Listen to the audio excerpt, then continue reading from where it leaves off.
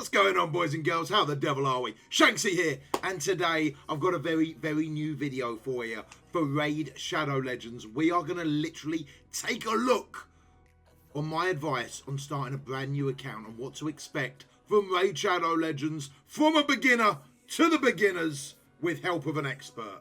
Stick around. Let's look into it.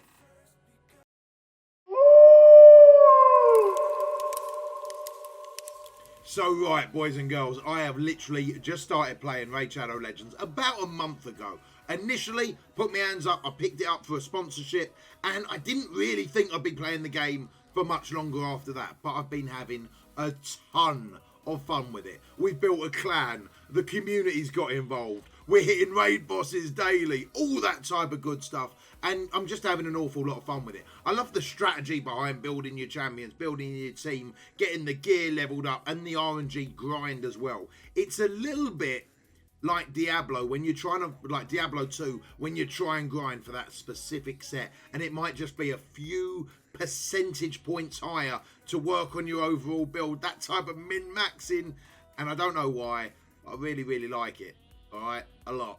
So, if you're watching this video, I'm guessing you feel exactly the same way, but where to start? Because there are a lot of different things going on in Raid Shadow Legends, and to be honest, when you first start, it's massively overwhelming. I'm still massively overwhelmed at this point in time. Level 45, been playing it for about a month or so. Still don't know what to do half the time. So I asked a lot of the guys in my community to help me put together some information that I could share with you guys. Now, most notably, MastrJedii, who's been playing this for a long old time, put together some information that he wished he had before rushing in to the grind fest that is Raid Shadow Legends. So, because he's an absolutely awesome dude, he put all this together so I could share it with you, and I hope it helps, right? So I've got a bit of a script for the first time ever in my YouTube career, and I don't even know how many videos I've knocked out by this point, but for the first time ever, I've actually got a script that I'm going to be type of reading from. So bear with me 2 minutes if I do, bear with me if I do start looking like this, trying to work out what to say next, because apparently it's the first video that I've not just done off the cuff. So before we get into the beginner's guide, we've also got the guide to the beginner's guide. There is a lot of nuances in Raid Shadow Legends, and nothing is ever set in stone. The first thing is RNG and luck play a huge part, okay? A huge part.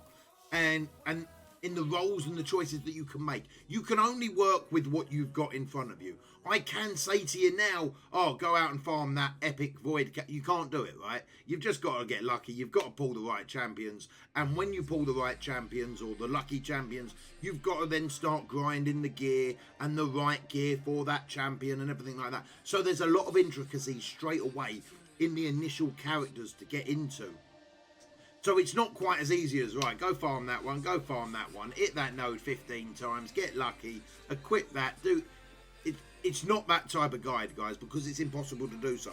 What we will do is, if there is more interest in these type of videos, if you guys want to see me do more videos for Raid, then we will start putting together maybe individual character guides, individual farming guides, that type of thing. But at the moment, there's not a huge amount that I can tell you to go do that, go do that, go do that. Luck, RNG will always play a big factor. So, when starting out, there's fixed choices and champions that you have, and you can only work with them. So the question comes up, what should you do? You can only do what you've got. So, your starter, you've got Sniper and a few other low-level champions, and you're just going to work through the campaign, work through the nodes as if you were still doing the tutorial. Don't really get caught up in anything, in my opinion, real early on. Literally, just start by farming your nodes out. But let's get into a few things that MastrJedii wish he knew before he started this game. And I tell you what, he and half grinded, he and half got a decent account, so hopefully you guys are going to find this this pretty interesting. As far as your summoning portal, and you can summon your shards, but what often gets missed is the fusion, and I'm going to show you that in a second, guys. And whilst you may not have the resources to do the fusion, knowing it exists is actually a huge part of the game. Now, I was playing for ages, before anyone mentioned the fusion to me. They were like, oh yeah, that you shouldn't get rid of that champion after I've got rid of them because you could fuse them. And I'm like, what are you talking about? Fusion. And the second, I shouldn't have actually started this boss fight, in all fairness. So I will show you what I mean by the fusion. When we go to the summoning portal, there's a little tab underneath it, fusion. Now, that's going to require X amount of different rare champions and all that. Now, there are always 3 fusions that are there that you can only do the once. And then there is like an event type fusion, which is pretty cool as well. And that's if you want to grind hard. So there's a particular event going on right now. There's great debate whether or not he's actually worth it or not. But you see here, from your summoning portals, you can call in all these shards, or you click on this fusion tab. This is the particular one that's here for 2 weeks and 4 days at the time of making this video. But these guys underneath, Relic Keeper, Ryzen and Broadmoor, are always there for you to be able to fuse. Now, I believe you can only fuse them once, or especially the legendary, you can only fuse the once, where I believe the others you can actually fuse a couple of times if you would want to. Now, knowing they're there is actually a huge help. Relic Keeper's a really, really cool champion, in my opinion, particularly good in being able to one-shot people and then get another turn back immediately and type of farm it out that way. So he's actually a really cool character. I haven't been able to farm the rest of these out yet, but you can see as you get them who you need, where you can get them from, and that type of thing. And just knowing this exists is absolutely huge. The second thing that's really handy and working out what to do, where to go, how to do it, is obviously the Tavern.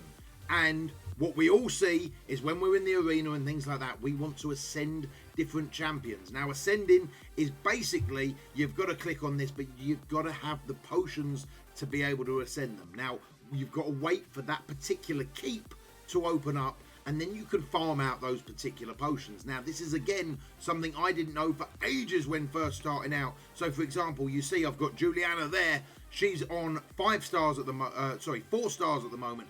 To ascend her to 6, I need some of these things, but they're really hard to farm, right? You've also got your potion mixer, and this is absolutely huge. For example, you get 10 of these lesser force potions, you take them up, and for 20k, you can make them into a greater force potion. The same as if you get 10 of these, then for 100k gold, you can make them into a superior arcane potion, or the respective thing. So being able to farm out the low level ones, even if you're not getting the good drop where you think, oh man, I've got to farm out 10 of them, or that's not going to help me at all. It is going to help you. It's just going to be a bit of a slower grind because of this potion mixer. And I'll put my hands up. I didn't know about this for ages. So massive shout out to MastrJedii for bringing that one up. Now, one of the last things I want to talk about in this opening guide is literally some of the offers. Hey, it's a mobile game. We know they're there. You know they're there. They're literally built in to help us spend money, to make us spend money. Now, you can go fully free to play, and if you're going to do that, that's sweet. But if you're not going to go free to play and you're going to spend a couple of quid here and there, let's try and make sure you're spending money on the right thing. Now, one of the things about offers is that they are totally player by player based as well, with some of these different offers. So I might have offers that you don't have, and they also are calculated by your spending. Okay, now what offers are worth it? Do I want to pick up this pack, that pack, this pack? And now some of them aren't going to be worth it. Some of them are going to be outside of your budget, what you're happy to spend, even if they are good value. But then there's some really good value packs as well, that if you are going to spend a couple of quid, they're well worth looking into. So there's also offers that are well worth staying away from. Now, one of the ones that I would definitely stay away from if I were you are the actual packs for the artifacts. Now, they might look awesome, right? 6-star rare artifact pack, looks really, really good, and we know they're going to be a particular set that we want, but we don't know the stats on them. Artifacts are purely RNG based. So you might be wanting speed boots and you get HP or something like that. So it's such a big RNG gamble. In my opinion, the artifact packs should be very hesitantly looked at, in my opinion. Now, there's a lot better packs out there when it comes to energy and things like that. that you know what you're going to get. Now, in my opinion, if I spend money, I want to know exactly what I'm going to get. Now, there's always going to be an element of a gamble in a game like Raid when you're buying shards, and you know you're going to get 13 shards, for example, to open up. And now I might not get the great characters. I might get the great characters. That's going to be your gamble. But at least you know you're bare minimum going to get 13 characters out of it. So the ones that I tend to lean towards personally are ones that energy and gems. So I know exactly I'm going to get X amount of energy, X amount of silver, X amount of gems. I can then spend them gems on more energy, refreshing things like refreshing my arena fights, all of that type of stuff. I can spend wherever I choose, and I know exactly what I'm getting for it. So there are decent packs, without a shadow of a doubt. One of my favourite packs that I think is really, really good value is the Min-Max pack, and that gives you a clan key, I think a 4-star chicken, which is going to be food for leveling up your characters, extra bonus XP, extra energy. It's just a really good pack for quite a low amount of money. I think it's like £3, and I feel like that's a really, really good value one. Other noticeable purchases are for the gems as well. So if you want to buy the gems that actually stretch out over the month and they give you X amount of gems per day, it's much better value than purchasing them all at once. And I feel like when you're going to spend money on a game like this, it's trying to make sure your spending don't go crazy. Only buy what you can afford to lose, but do try and stay away from some of the ones that are going to make you feel a little bit ripped off. And I think the artifacts are one of them ones that will definitely, if you do get some like really bad stats on the artifacts, it make you feel a little bit dirty inside. So making sure where you spend your money is obviously key. One of the big things that everyone that I've spoke to has mentioned is patience. Patience, perseverance, and planning. And I think this is one of the really big points of MastrJedii's guide as well, is literally be patient and you'll get it. Grind out, you'll get it. Don't go rushing in, spending this, and attacking everything, because there's so much to this game. There's so many different levels to this game that you will get a little bit lost, a little bit sidetracked, and end up not completing anything. So it's really important to stick to a plan. Now, there's different plans that you can have regarding on what you're trying to work on, whether it be arena, whether it be dungeons, whether it be nodes, or whether it be particular events that come up now and again. As I say, we've got an event that's going on right now for this particular fusion. Now, you want to have a look at the fusion and work out if it's really worth it or not. A lot of people that I'm talking to in this particular event are saying this fusion's not worth it. There is always going to be, well, I think this character's really good. Well, I don't think this character's really... There's always going to be a little bit of that. But one of the overwhelming situations is everyone is saying this Umbral Enchantress is amazing. Absolutely phenomenal. So try and look at what you're going for when these events pop up and see if it's worth it in hard. So, for example, with your shards, it's really worth holding on to these shards until either one, which is a double event drop, comes up. So you can see if we open up a sacred shard at the moment, there's a targeted champion boosts. Sometimes they also do boosts for everything to make it more likely that you get a rare or an epic when you open these shards up. So it's worth keeping an eye out for that and saving these sacred shards for these. Or when particular events come up and you're like, you know what, I really want to go for that fusion, making sure you've got those orbs in the bank or those shards in the bank for when a summon rush comes up, and you can go, right, bam, I'm going to open up all my orbs up and I'm going to try and get that Umbral Enchantress that way. So rather than, oh, I've got a blue orb, let's open it immediately, patience is going to play a big part there. There's also going to be a huge amount of events. Since I've started playing this on a regular basis, there is literally tournaments and events every 2 or 3 days. They're getting slung at you left, right and centre. You're never going to have the energy to be able to do all of them. Look at what you're going for. Stick to your plan, whatever that is, whatever you're trying to work at. Look towards the rewards and what you're trying to focus on. Now, one of the good things about this particular event is, for example, at the moment, and I'll use this as an example, is we've got a Dungeon Divers event, right? So we earn rewards for going into dungeons such as the Dragon. We've also got an event at the same time, a tournament at the same time for fighting the dragon. So I can almost get double bubble with this one if I push this one quite hard. But you're not always going to be able to do all of them all of the time. It's totally fine to miss an event, to skip an event, to leave that one, to go for that one. It is totally going to be personal preference. And when you look at what you want to be going for, when you want to be going for it, where you want to be going for it, there are so many events coming up that if you do miss one, there'll be another. There'll be another. Don't stress yourself out. Persistence beats resistance, baby. Always remember that. Apart from that, boys and girls, that is going to be a very, very base intro on a guide to raid, a welcoming to raid. The big things there. Obviously, the fusion, the potion mixer, and obviously, don't forget your sparring pit as well. If you want to go AFK, you got a sparring pit. Whack a champion in there. He'll level up when you're AFK. He'll only go up one level at a time. But hey, it's something. It's better than nothing.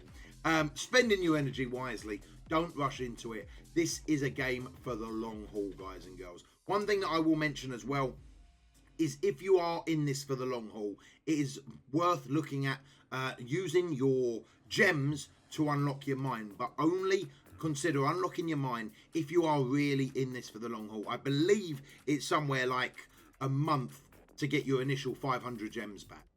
You know, so then every 500 gems is another month if you want to get to it. But if you know you're going to be playing this for the long haul, this one will literally make you gems while you sleep. So it's not a bad thing to keep in mind. Guys, that is going to be it for me today. Let me know if you want more in-depth guides on raid. Let me know what you want in-depth guides on, and I will do my best, and hopefully MastrJedii and the rest of the community can come together and help me out, put together some more content for you guys, as I'm still learning the ropes myself. But I know one thing, I'm off having a lot of fun. Guys, that is it for me today. If you want to catch up with me in person, you can leave a comment down below. I'll do my best to get back to you as quick as humanly possible. If you've enjoyed the content, do me a massive favour. Give it a thumbs up. You can also talk to me in person over at Discord or at my Twitch channel, which is www.twitch.tv/Shanksy. Links are down below. We're going to be streaming a ton of more Raid Shadow Legends, and I hope to see you over there, guys. But until next time, take it easy.